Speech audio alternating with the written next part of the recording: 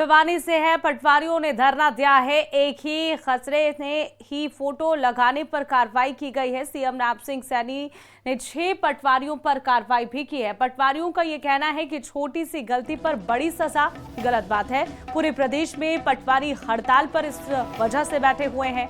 पटवारियों की हड़ताल से जनता को भारी परेशानियों का सामना करना पड़ रहा है। 6 पटवारी बहाल नहीं हुए तो आंदोलन तेज होगा, ये उन्होंने कहा है। क्या कुछ कहना है पटवारियों का, आपको सुनवा। हमको सस्पेंड किया है क्षतिपूर्ति मामले में। एक ही खसरा नंबर पे एक ही फोटो लगा दिया कई खसरा नंबरों पे। हर जगह पानी भरा था। चकबंदी अधीन गांव में खसरे बड़े बड़े 30-30 एकड़ के खसरे हैं, तो संभव नहीं था हर खसरे पे जाना। पानी हर जगह लगे भरा हुआ था। इसी बारे में हमारे हरियाणा के 6 पटवारी को सस्पेंड किया गया। शुक्रवार को हमारी राज्य कार्यकारिणी ने फैसला लिया था। पहले सरकार ने कहा 29 तक तो इनको सस्पेंड किए हुए पटवारियों को हम बहाल कर देंगे, लेकिन 29 के बाद जो नहीं हुई, सरकार से हमारी वार्तालाप हुई थी तो उसमें यही था कि भाई 29 तक तो हम आपको इनको बहाल कर देंगे। यदि 29 के बाद हमने इंतजार किया, फिर हम शुक्रवार से इस हड़ताल को आगे लेकर आए हैं। आज हमारा तीसरा दिन हड़ताल को है। यदि सरकार संज्ञान ले लेती है तो हम मतलब अपने काम पर लौट जाएंगे। शुक्रवार से हमने ये धरना चालू किया था। हमारे 6 पटवारी सस्पेंड किए गए थे पूरे हरियाणा में। एक पटवारी हमारे भिवानी का भी है और उसको डुप्लीकेट फ़ोटो के मामले में सस्पेंड किया था माननीय मुख्यमंत्री जी के द्वारा। और इस बारे में डीएलआर से इनको सस्पेंड करने के उपरांत हमने मांग की थी।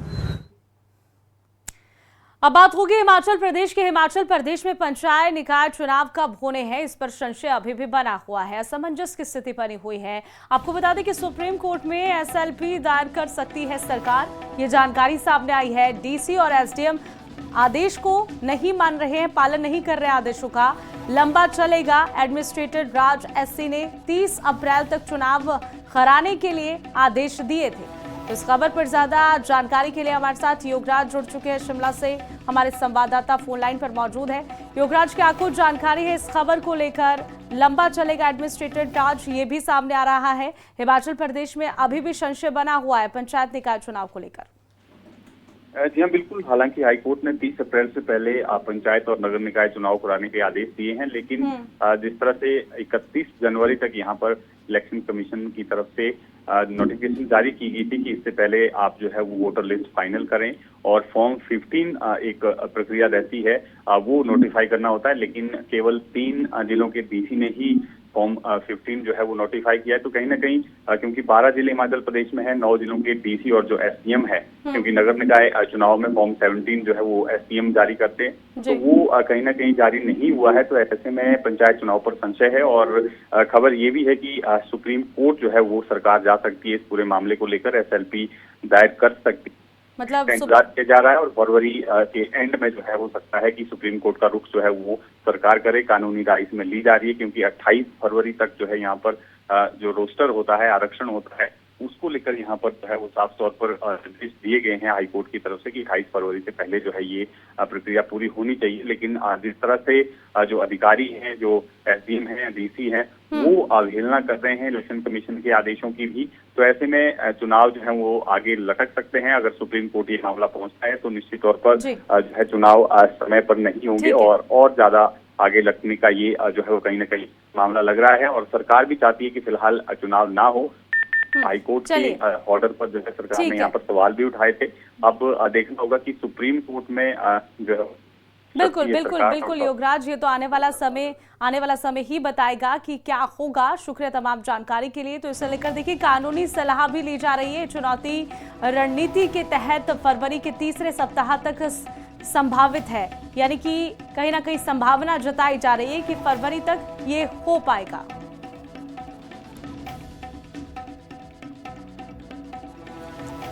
वहीं हिमाचल प्रदेश की राजधानी शिमला में 4 लेन टनल निर्माण से जमीन धंस गई है। संजौली, ढली और इसी के साथ ही बाईपास पर भी 15 फीट गहरा गड्ढा हो गया है।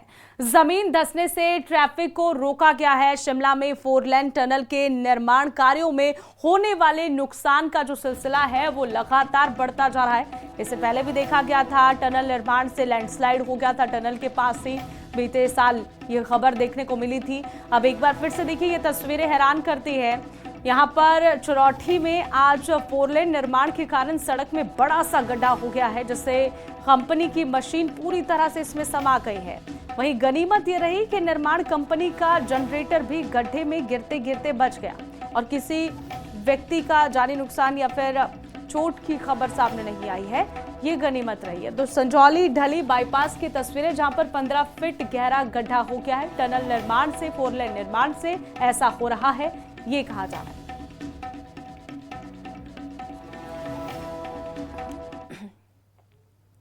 तो चलिए अब बात करते हैं हरियाणा स्टोरी की। केंद्रीय वित्त मंत्री निर्मला सीतारमण ने लगातार अपना नवा बजट पेश किया है।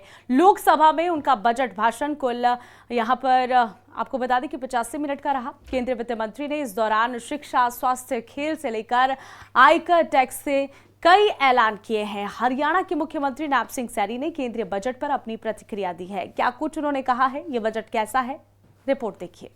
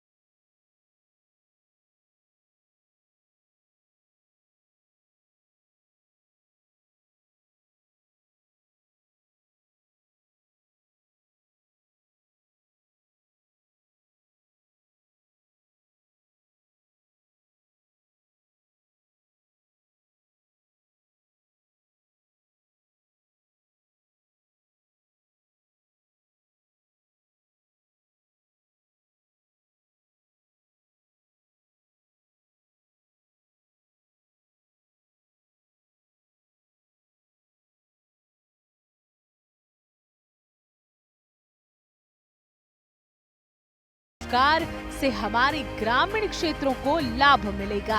कि मोदी जी बहुत स्नेह हरियाणा के लोगों से करते हैं। इतना जो हमारे किसान की जमीन सेम से ग्रसित है, उसके अंदर इस बजट के अंदर कहा गया है। इस बजट के अंदर इंडस्ट्री, एमएसएमई के बारे में कहा गया है और एआई के बारे में कहा गया है। इसका सबसे बड़ा लाभ अगर किसी को मिलने वाला है तो हरियाणा के ही युवाओं को मिलने वाला है, हरियाणा के लोगों को मिलने वाला है। सीएम नायब सिंह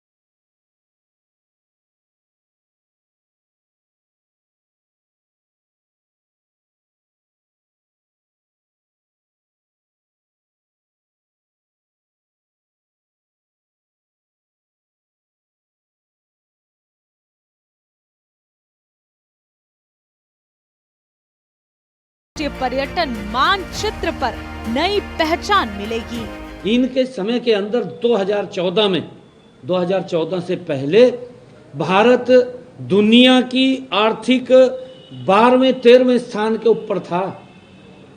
ये नरेंद्र मोदी जी का ही तो कमाल है, जिसने इस भारत को दुनिया की जो संकल्प लिया था कि हम 5वीं आर्थिक शक्ति बनाएंगे, बना दिया। ये कोई वैसे नहीं बन गया, खाली आंकड़ों में बन गया। इसके पीछे की मेहनत है, उस मेहनत को तो ये जानते नहीं है कि मेहनत क्या कर रहा है। मोदी सोता नहीं है, रात को दिन रात देश को आगे बढ़ाने के लिए लगा हुआ है। और फिर संकल्प लिया कि भारत को दुनिया की 3री आर्थिक शक्ति बनाएंगे। 4थी बन गया ना, 3री रह गया। ये बजट उस संकल्प को पूरा करने वाला बजट है। नरेंद्र मोदी जी ने यहाँ से जा करके पंजाब के किसानों के बीच में गए, उनके दुख दर्द में साझी हुए, देखा जा करके, और 16,000 करोड़ रुपया देने का काम नरेंद्र मोदी जी ने वहाँ की किसानों को, सरकार को किया है कि किसानों को हेल्प करें। लोग समझ रहे हैं, आप लोग देख रहे हैं। कल गुरु रविदास जी, संत शिरोमणि गुरु रविदास जी महाराज की जन्म जयंती के ऊपर प्रधानमंत्री जी बोल करके आए हैं कि मैं चाहता हूं कि हमारा जालंधर, हमारा लुधियाना और एक और सिटी का नाम प्रधानमंत्री जी ने लिया है कि हम इसको इंडस्ट्रियल हब के रूप में बनाना चाहते हैं, विकसित करना चाहते हैं। ये प्रधानमंत्री जी का विजन है, ये हमें समझना चाहिए। सीएम नायब सिंह सैनी ने ये भी कहा कि राखी गढ़ी में पर्यटन को बढ़ावा देने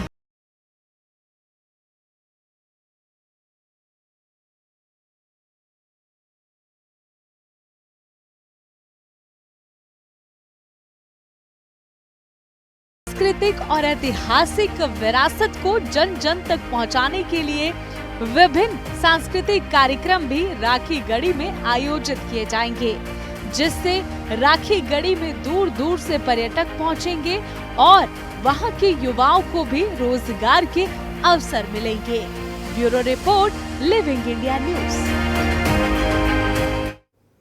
तो चलिए इस बुलेटिन में इतना ही, मुझे दीजिए इजाजत, नमस्कार।